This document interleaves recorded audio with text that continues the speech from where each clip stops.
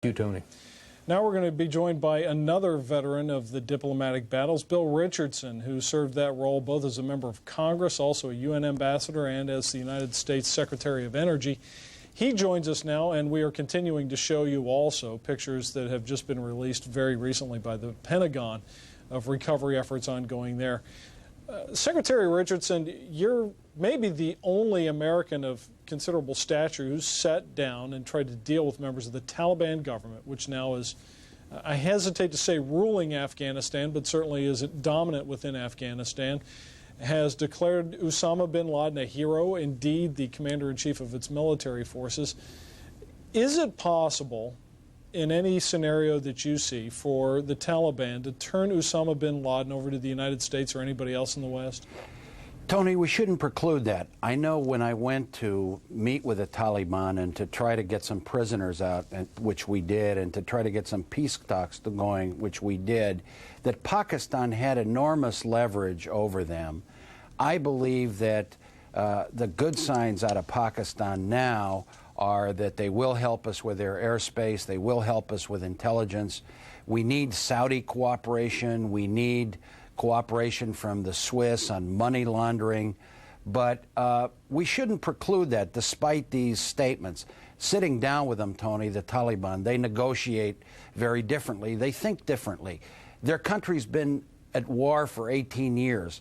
Where we met in Kabul, the city is already destroyed. So these guys figure we don't have much else to lose. We've been at war, so nothing is going to be different for us. Now, the people of Afghanistan desperately want peace. And as you said, the Taliban are not the only faction out there. There's a Northern Alliance whose leader, Massoud, was just assassinated 2 days ago, that have significant strength. So to make your answer briefer than I've done, we shouldn't preclude that the Taliban might turn them over, but the odds are against it. You mentioned before that Pakistan has considerable influence over Taliban. One of, at least intelligence sources I talked to, say that the Taliban may not even be in charge of its own operations, that a number of radical elements have come in from Pakistan and elsewhere, from elsewhere in the Arab world, and that they may, in fact, be the operational sources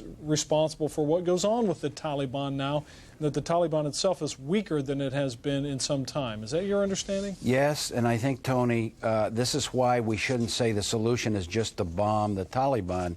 Terrorism, and Osama bin Laden's Islamic kind of terrorism, is spread through many nations. It's spread through many continents.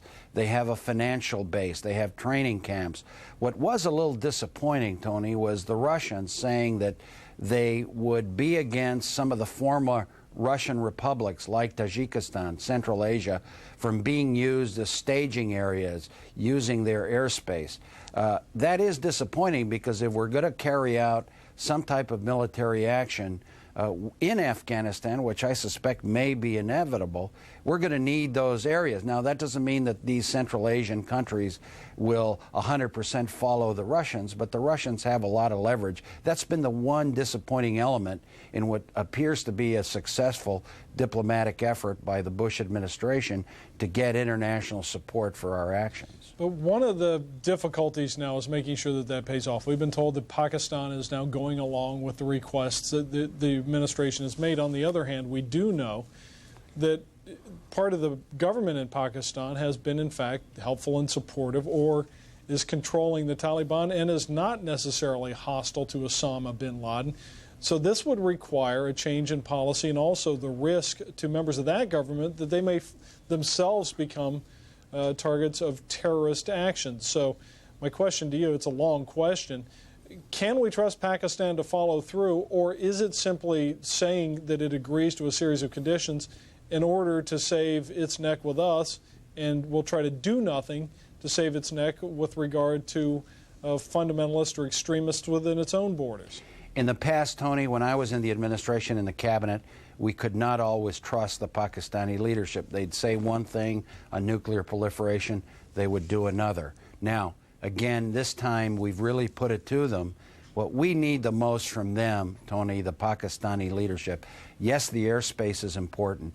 Yes, staging rights are important. We need their unfettered access to their intelligence as to where Osama bin Laden is, that they contact their bad guys, their people that they think are linked to Osama bin Laden, and squeeze them so that we know that this network, where it is, where it operates. And I think, again, Tony, it's not just going to be in Afghanistan. It's in training camps in Syria. It's possibly in some Saudi areas that even the Saudi government that has been helpful does not know about. It may be networks in Europe that we have not yet tapped fully. So this is going to be a protracted effort. We got to be patient. We got to be accurate in our military strike as opposed to just emotional and speedy and let's get it done. So this is not going to be easy, but I think that we have gotten a very good degree of international cooperation lately.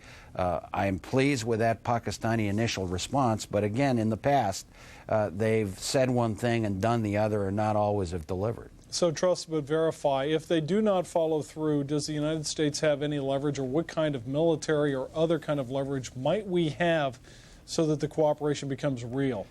Well, we have sanctioned that country with military, economic, trade sanctions. We could restore that. We should use mainly the carrot, I would think. We've already delivered the stick many times.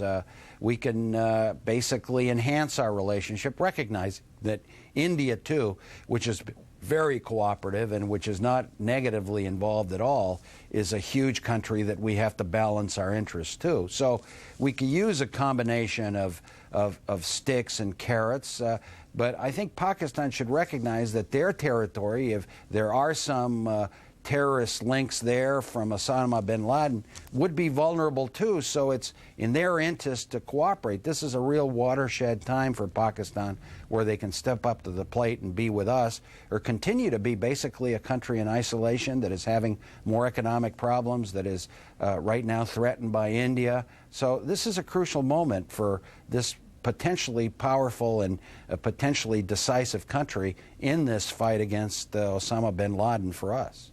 All right, former Ambassador Bill Richardson, thanks for joining us. Thank you, Tony. Now we're going to go to Molly Falconer up in New York. There have been a series of events up in the city today.